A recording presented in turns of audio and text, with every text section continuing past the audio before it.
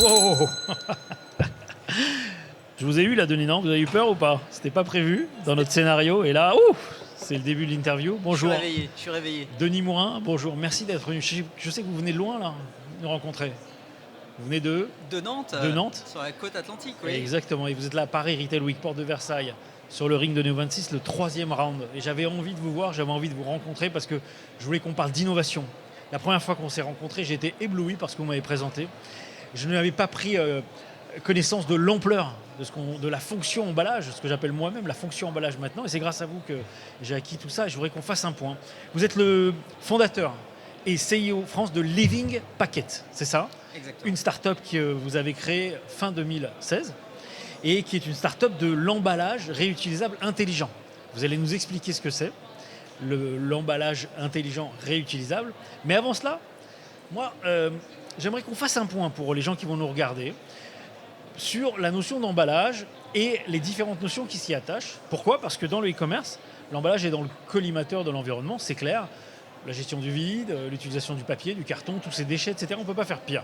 Mais j'ai besoin de vous, j'ai besoin de l'expert numéro 1 sur le sujet. Pour moi, vous m'expliquez la différence entre un emballage recyclé, recyclable et réutilisable. Voilà, je vous laisse la main, Denis. Est-ce que ça va sinon? C'est bon, on peut démarrer. Alors, recyclé, recyclable, réutilisable. On en est où et qu'est-ce que ça veut dire? Un emballage en carton, c'est recyclable. Tout le monde l'a bien compris et on a le réflexe, quand on a le temps, d'aller le mettre dans la poubelle. Aujourd'hui, il faut mesurer les choses, c'est-à-dire qu'un produit recyclable nécessite d'être recyclé. Donc on va avoir besoin d'eau, on va avoir besoin d'énergie, on va avoir besoin de récupérer des produits comme celui-ci. Donc aujourd'hui... Mais est-ce que c'est bien le recyclable? Le recyclable, c'est bien. C'est mieux que rien. C'est mieux que rien. Ok, mais c'était avant. Mais c'était avant. Exactement. Et on a besoin énormément d'énergie pour pouvoir le reproduire et le relivrer. D'accord, ça veut dire que le développement durable est monté d'un cran en termes d'exigence. Utiliser des usines avec de l'eau, des camions pour transporter ces produits-là, en faire de la pâte et recycler pour en faire d'autres emballages. Aujourd'hui, c'est plus dans l'air du temps, c'est pas suffisant. Aujourd'hui, il y a un réflexe qui est beaucoup plus fort, c'est le fait de réutiliser. Réutiliser est toujours plus efficace que recycler. C'est fou parce que réutiliser, ça aurait pu être fait depuis le début. Réutiliser, c'est tout simple. La réutilisation, elle est bien connue dans l'industrie.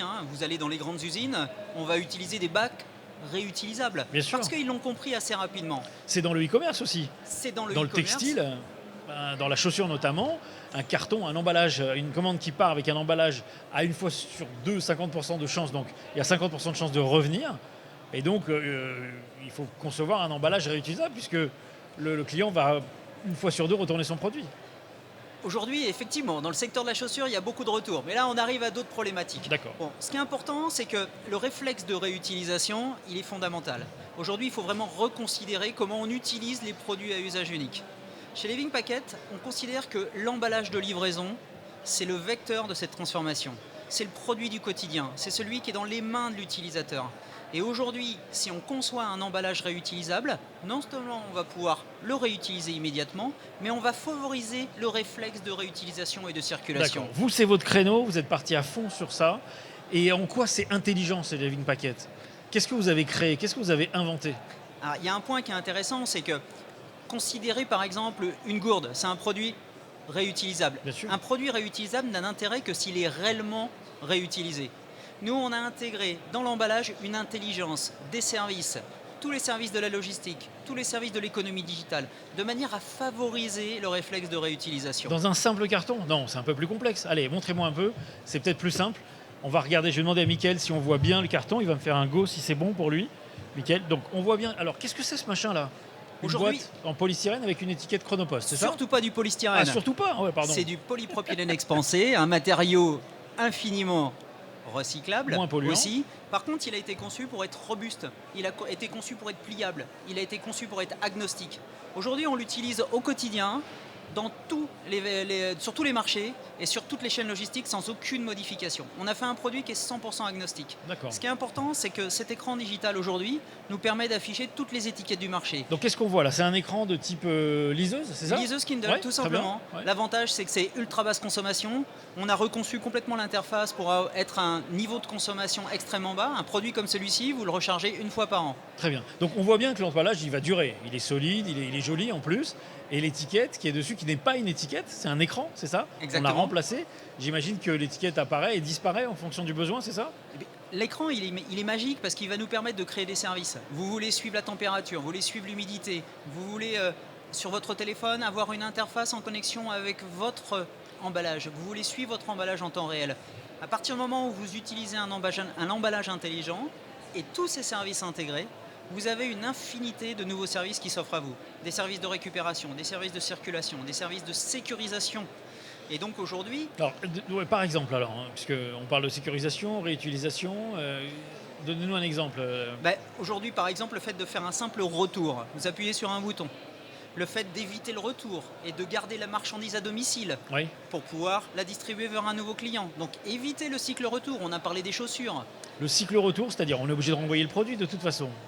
Ça, c'est intéressant comme réflexion parce qu'aujourd'hui, vous achetez quelque chose sur Internet. Si ça ne vous convient pas, vous pensez au retour. Là, vous avez un produit qui est sécurisé, que vous pouvez garder à domicile, vous gardez le produit à l'intérieur. À partir du moment où la plateforme a revendu le produit, on peut la diffuser à un nouveau client. Ah, j'ai bien compris. C'est-à-dire que vous ne retournez pas le produit à l'expéditeur, vous le retournez au client suivant. Voilà. Ah ben on gagne. Et là, vous avez d'accord. tout compris. C'est qu'à partir du moment où le produit est réutilisable, intelligent, Oui. on peut créer une infinité de services. Et donc du coup, le marchand, au lieu de vous envoyer l'étiquette retour vers son entrepôt, il vous envoie l'étiquette retour vers le client qui a acheté le produit dont vous n'avez plus besoin. Exactement. Et on gagne énormément de flux. Là, c'est Exactement. vraiment écologique à tous les niveaux de la chaîne. Exactement. D'accord. L'emballage intelligent et sécurisé, il est essentiel pour la logistique du futur. C'est un élément qui traverse toutes les strates de l'écosystème de la logistique, qui va permettre d'avoir un contrôle total de la logistique, sécuriser les flux, identifier les points bloquants, travailler sur des voies d'optimisation, donner le contrôle au client final, rassurer le client final, Oui. proposer un service tout en un service où vous avez l'emballage, vous avez l'assurance comprise, vous avez tous des éléments qu'on peut intégrer directement Et on peut faire de dans la température fonction. dirigée, du contrôle de température, etc. Exactement. Oui, mais si je commande plusieurs fois sur un site, je vais me retrouver avec plusieurs. Comment il s'appelle ce produit? Living The Packet. Box. The Box. Je vais me retrouver avec plusieurs The Box chez moi. Qu'est-ce que j'en fais du coup? Comment les renvoyer? Enfin, je ne vais pas les stocker ad vitam. Surtout pas, il ne faut pas les stocker. D'accord. Nous, notre proposition de valeur, et c'est grâce à son intelligence, et c'est là où on voit bien qu'on ne parle pas simplement d'un emballage réutilisable, mais un emballage et ses services, c'est de vous proposer instantanément une infinité de services. Comme quoi, par exemple alors? Comme quoi, imaginez en ce moment, on approche de l'hiver, la Croix-Rouge a besoin. Oui. On va pouvoir dire au client, pourquoi ne pas réutiliser la box pour faire un don? Et comment vous communiquez avec ce client du coup? Vous avez un bel outil dans la main. Ah, on a tous des smartphones, c'est ça? On a compris. Ouais. Donc aujourd'hui, ce qui est intéressant, c'est de créer un emballage intelligent, connecté, actif, réactif, prédictif, qui va vous permettre, d'identifier et de contrôler tous les usages logistiques et de les optimiser, Ouais. et de proposer aux clients des infinités De de multiples. services. Ah, attendez, je viens de comprendre.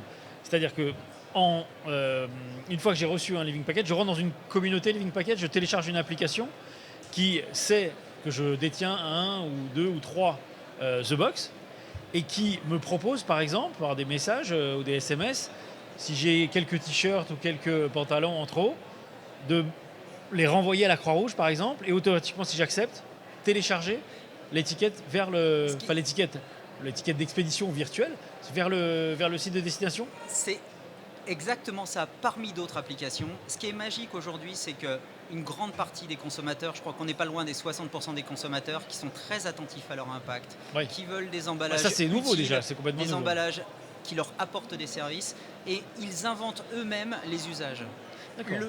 Le marché de la seconde vie est en forte croissance. Absolument. Donc on voit bien cette dynamique de la réutilisation. La réutilisation sur ses propres produits, mais est-ce que ça va suffisamment loin pour dire aussi sur les emballages qu'on reçoit? Parce qu'on aura une tendance à les réutiliser, certes. Les sites de vente d'occasion, très souvent, quand on récupère un produit qu'on a acheté sur un site d'occasion, on s'aperçoit que c'est une vieille boîte de chaussures ou autre chose. Donc le réflexe existe. Mais c'est parce qu'on est en pénurie. Un particulier ne possède pas des palettes de carton chez lui tout neuf. Donc c'est aussi de l'appoint. Quelle est la valeur ajoutée pour le client, Non. du coup?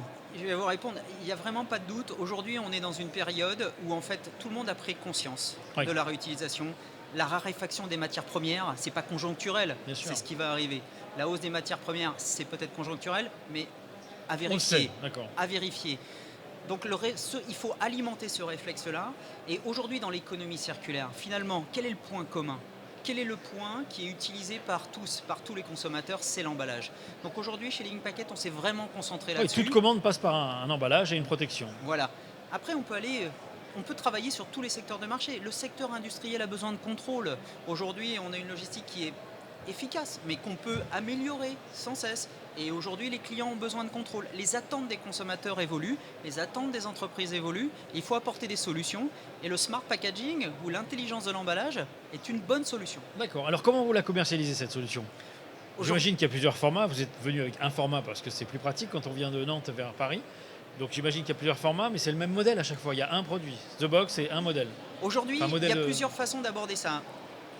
On a conçu une interface qui est Ouais. adaptable à tout type de forme d'emballage. Vous pouvez, ce qu'on appelle la tablette, qui est en façade avant. Vous pouvez la mettre sur une caisse en bois pour transporter des objets d'art. Ah Vous oui. pouvez l'intégrer à plusieurs formes d'emballage. Aujourd'hui, on est plutôt dans une attitude où on répond aux attentes des clients.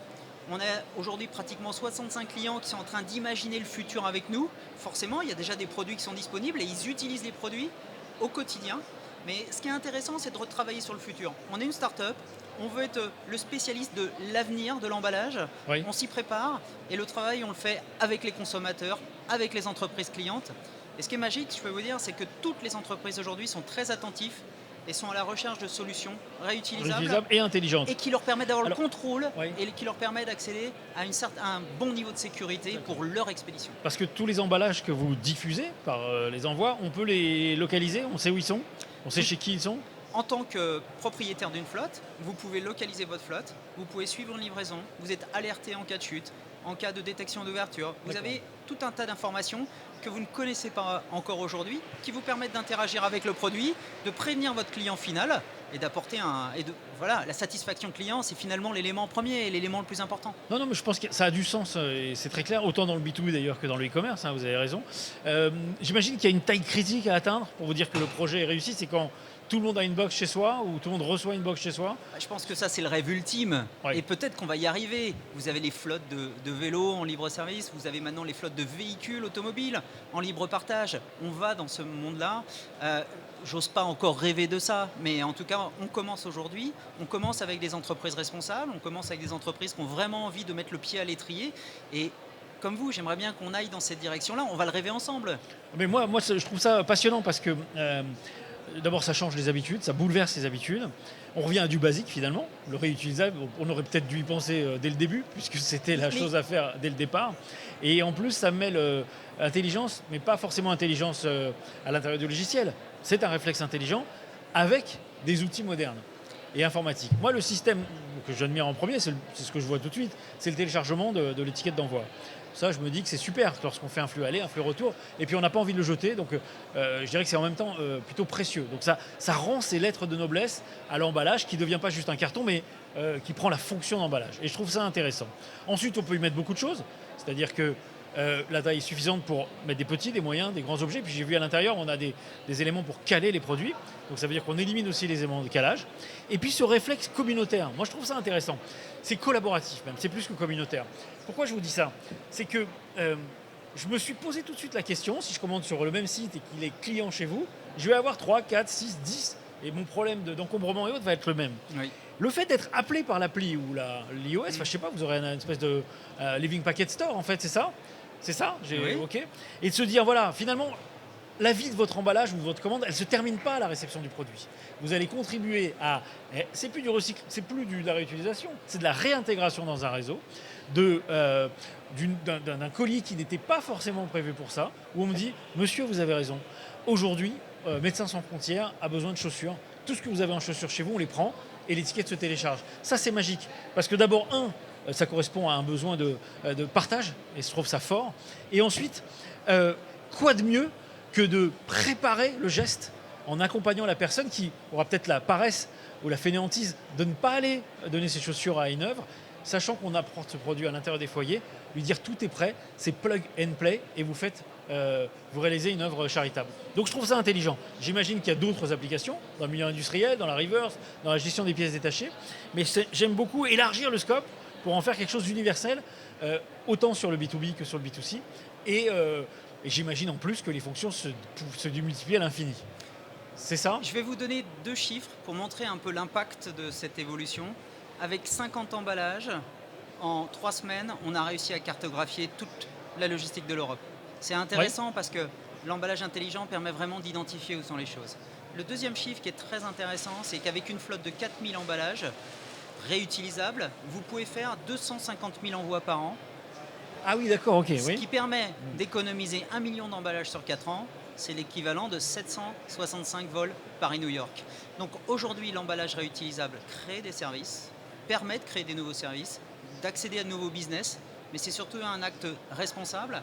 Et les plus responsables aujourd'hui, ce sont bien les consommateurs, les entreprises qui viennent vers nous et qui se posent la question, votre produit, il va m'aider, on peut faire des choses, on peut créer des choses, et ils inventent des usages chaque fois. Qui Des les nouveaux rend usages chaque responsables. fois. Denis, vous en êtes tout de votre développement aujourd'hui? Le développement aujourd'hui, Parce qu'une start-up depuis 2007, ça fait long pour une start-up. Hein. c'est une vraie transformation. On ne va pas jouer un coup où on veut. Ce qu'il faut, c'est préparer le futur. Donc c'est un vrai travail où on a. Chez nous, c'est la résilience qui est important, énormément de résilience. Et là, on est dans une étape qui est formidable parce qu'aujourd'hui, les produits sont disponibles. Les clients les testent. On a cartographié l'Europe, comme je vous dis. Et avec nos clients, on est en train de définir les usages, les besoins, Donc c'est les services. Et aujourd'hui, c'est exaltant. On est avec on a près de 100 clients et on travaille avec eux au quotidien. Et les besoins sont extrêmement précis. Les volontés sont très affirmées. Et donc aujourd'hui, c'est magnifique. C'est vraiment magnifique ce qui est En en tout train cas, de se passer. ça fait rêver. Je vais vous faire une proposition. J'aimerais vous réinviter l'année prochaine. Je sais que le projet va prendre du temps parce que c'est plus qu'un objet technologique, c'est un objet d'usage et une révolution lente de la Oui. fonction, et je trouve ça intéressant. On va en parler l'année prochaine pour voir où vous en êtes par rapport à ce qu'on s'est dit cette année, Ouais. un peu un bilan, et savoir où vous voulez aller. On préparera les choses ensemble et je vous invite ici encore, si vous êtes d'accord, à Paris Retail Week pour Avec le plaisir. 4e round dans Avec un an. plaisir. Ça marche? Ouais. Denis, merci. Bon retour sur Nantes. Merci d'être venu pour le salon et pour le ring. C'est très très appréciable et bravo franchement et félicitations pour l'idée. Merci beaucoup. Merci beaucoup pour À votre bientôt. invitation.